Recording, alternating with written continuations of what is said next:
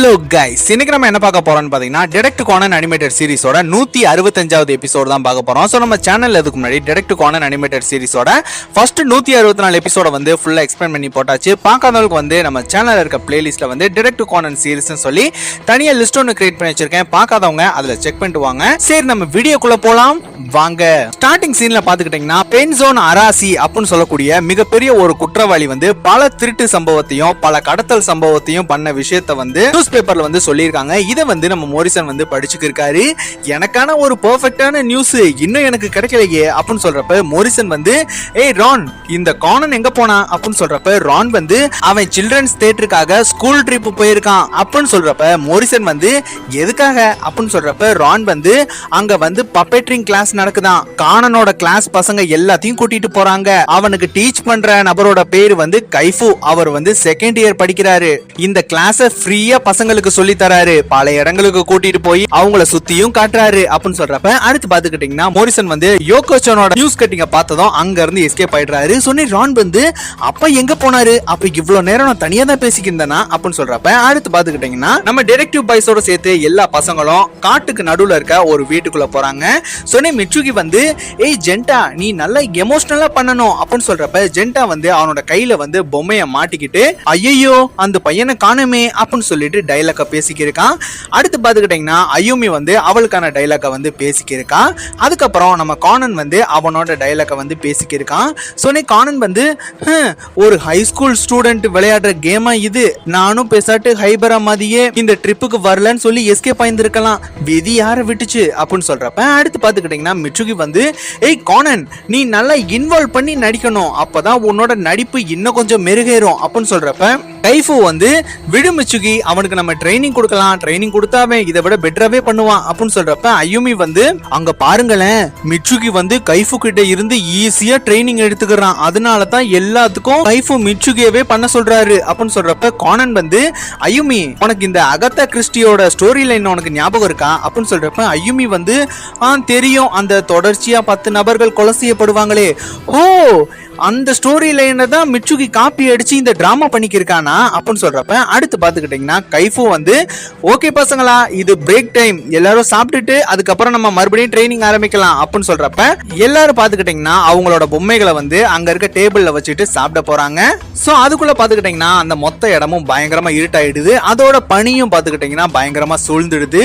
சொன்ன ஜென்டா வந்து அப்பாடா இப்பதான் வயிறு ஃபுல்லா இருக்கு, நல்லா ஒரு கட்டு கட்டியாச்சு அப்படின்னு சொல்றப்ப மிட்சுகி வந்து ஓகே ஸ்டூடெண்ட்ஸ், இன்னும் அரை மணி நேரம் தான், அதுக்கப்புறம் நம்ம மறுபடியும் பிராக்டிஸ் பண்ணலாம் அப்படின்னு சொல்றப்ப அதே சமயம் பாத்துக்கிட்டீங்கன்னா அந்த வீட்டுக்கு வெளியில யாரோ முகம் தெரியாத ஒரு நபர் அதை வாட்ச் பண்ணிக்கிறது நல்லாவே தெரியுது. சோ அடுத்து பாத்துக்கிட்டீங்கன்னா மிட்சுகி வந்து இங்க வாங்கல, டீச்சரை காணோம் அப்படின்னு சொல்றப்ப கானன் வந்து அங்க விளையாண்டுக்கு இருக்க 2 பசங்க கிட்ட போய் கேட்கறான். பட் ஆனா அவங்களும் பாத்துக்கிட்டீங்கன்னா டீச்சரை நாங்க பார்க்கவே இல்லை அப்படின்னு சொல்லிடுறாங்க.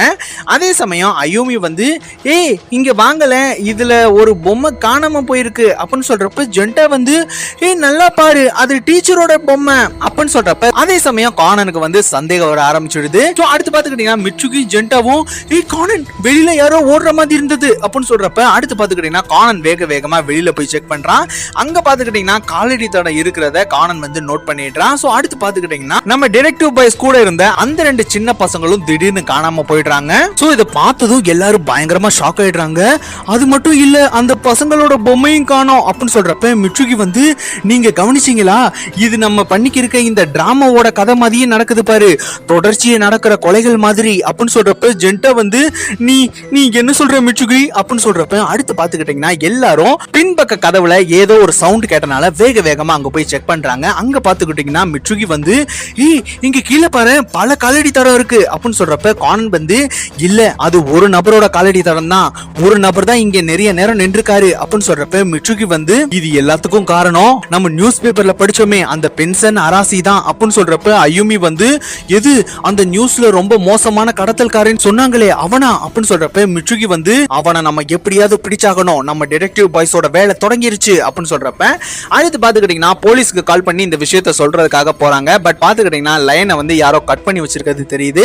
சொன்னி கானன் வந்து ஓகே ஜென்டா அயுமி நீங்க 2 பேரும் கீழே இருங்க, நானும் மிச்சுகியும் மாடிக்கு போய் ஏதாச்சும் விஷயம் கிடைக்குதான் தேடிட்டு வரோம் அப்படின்னு சொல்லிட்டு நம்ம கானனும் மிச்சுகியும் வேக வேகமா மாடிக்கு போய் கைஃபோட ரூம் போய் செக் பண்றாங்க. சோ அந்த இடத்துல பாத்துக்கிட்டீங்கன்னா இந்த இடத்தோட மேப் அது போக டூல்ஸ் பாக்ஸ் எல்லாம் இருக்கு. சொன்னி மிச்சுகி வந்து ஏய் கானன் அப்படின்னா ஒருவேளை இந்த கைஃபு தான் பென்சன் அராசியா இருக்குமா அப்படின்னு சொல்றப்ப அடுத்து பாத்துக்கிட்டீங்கன்னா கீழே இருக்க அயுமி ஜென்டாவோட அலறல் சவுண்ட் கேக்குது.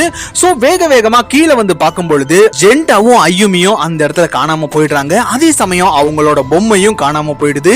சொன்னி கானன் வந்து இந்த பொம்மை எப்படி காணாம போகுது, எனக்கு ஒரே குழப்பமா இருக்கே அப்படின்னு சொல்றப்ப சொன்னி மிச்சுகி வந்து ஏய் கானன் இங்க இருக்க இந்த எல்லா இடத்த பத்தி கண்டிப்பா கைஃபுக்கு தான் தெரியும், அவன் தான் இது எல்லாத்தையும் பண்ணிருக்கணும், நம்ம அவனை பிடிச்சாகணும் அப்படின்னு சொல்றப்ப அடுத்து பாத்துக்கிட்டீங்கன்னா மிச்சுகியும் காணனும் அந்த பில்டிங்க்கு பக்கத்துல இருக்க இன்னொரு இடத்துக்கு போறாங்க. அங்க பாத்துக்கிட்டீங்கன்னா கைஃபு வந்து எல்லா பசங்களையும் கட்டி போட்டிருக்கிறது தெரியுது. சோ அடுத்து பாத்துக்கிட்டீங்கன்னா அவங்க அந்த சைடு திரும்பிட்டு மறுபடியும் பார்க்கும்பொழுது அந்த இடத்துல யாருமே இல்ல. சோ அடுத்து பாத்துக்கிட்டீங்கன்னா கானனும் மிச்சுகியும் வேக வேகமா அந்த பில்டிங் குள்ள போய் செக் பண்றாங்க. சோ திடீர்னு பாத்துக்கிட்டீங்கன்னா அந்த சமயத்துல கரண்ட் வந்து கட் ஆயிடுது. சோ திடீர்னு பாத்துக்கிட்டீங்கன்னா காணாம போன எல்லா பொம்மைகளும் பறந்து வந்து நம்ம கானன் கிட்டயும் மிச்சுகி கிட்டயும் வருது. சோ அதை பார்த்ததும் 2 பேரும் ஷாக் ஆயிடுறாங்க. சோ அந்த சமயத்துல பாத்துக்கிட்டீங்கன்னா கானனை வந்து பின்னாடி இருந்து ஒரு கை வந்து பிடிக்குது. சொன்னே கானன் வந்து மிச்சுகி இங்க இருந்து ஓடிடு அப்படின்னு சொல்லிட்டு பயங்கரமா கத்திக்கி இருக்கான். அதே சமயம் நம்ம மிச்சுகிக்கு ஒரு குரல் கேக்குது, நீ மட்டும் தான் இன்னும் மிச்சம் இருக்க மிச்சுகி அப்படின்னு சொல்றப்ப மிச்சுகி வேக வேகமா விழுந்தடிச்சு ஓடிக்கி இருக்கான். சோ திடீர்னு பாத்துக்கிட்டீங்கன்னா மிச்சுகியோட கால் தடுக்கி பொத்துன்னு கீழே விழுந்துடுறான். சோ அந்த சமயத்துல பாத்துக்கிட்டீங்கன்னா பல பொம்மைகள் வந்து மிச்சுகியை சுத்தி வளைச்சிடுது. சோ அந்த சமயத்துல பாத்துக்கிட்டீங்கன்னா கைஃபு வந்து மிச்சுகியை பிடிக்கிறதுக்காக வரும்பொழுது மிச்சுகி வந்து வேகமா கைஃபுவை வந்து தள்ளி விட்டுடுறான். சோ அவர் சரியா கீழே விழுக போகும்பொழுது நம்ம ஜென்டா கானன் உட்பட எல்லா பசங்களும் வந்து அவரை காப்பாத்திடுறாங்க. சோ அப்பதான் தெரியுது இது நடக்கக்கூடிய இந்த டிராமாவோட ரிஹர்சல்னு. சொன்னி கைஃபு வந்து ஓ என்ன மன்னிச்சிடு மிச்சுகி, உங்க 4 பேர் இந்த பிளான சொல்லல அப்படின்னு சொல்றப்ப மிச்சுகி வந்து அப்படின்னா உங்க ரூம்ல இருந்த அந்த டூல்ஸ் பாக்ஸ் அந்த மேப் அப்படின்னு சொல்றப்ப கைஃபு வந்து ஆமா இந்த இடத்த பத்தி நான் தெரிஞ்சுக்கணும்ல, எங்கிட்ட தொலைஞ்சு போயிடக்கூடாதுன்றதுக்காக மேப் வச்சிருந்தேன், நம்ம ரிஹர்சலுக்காக தான் இந்த டூல்ஸ் பாக்ஸும் வச்சிருந்தேன் அப்படின்னு சொல்றப்ப எல்லாரும் மிச்சுகியை வந்து பயங்கரமா கிண்டல் பண்ணிக்கிருக்காங்க. மிச்சுகி வந்து எல்லாரும் என்ன ஏமாத்திட்டீங்க அப்படின்னு சொல்லிட்டு அங்க இருந்து வேக வேகமா ஓடிக்கி இருக்கான். அதே சமயம் கானன் வந்து அப்புறம் எதுக்கு சார் நீங்க டெலிபோன் லைனை கட் பண்ணீங்க அப்படின்னு சொல்றப்ப கைஃபு வந்து நான் எதுவும் கட் பண்ணலையே அப்படின்னு சொல்றப்ப அதே சமயம் திடீர்னு மிச்சுகியோட அலறல் சவுண்ட் கேக்குது. சோ அந்த சவுண்ட் வந்து திசையை நோக்கி எல்லாரும் வேகமா போறாங்க. அங்க பாத்துக்கிட்டீங்கன்னா அந்த நியூஸ் பேப்பர்ல வந்த மிகப்பெரிய குற்றவாளியான பென்சன் அராசி வந்து மிச்சுகி வந்து பிடிச்சிருக்கிறது தெரியுது.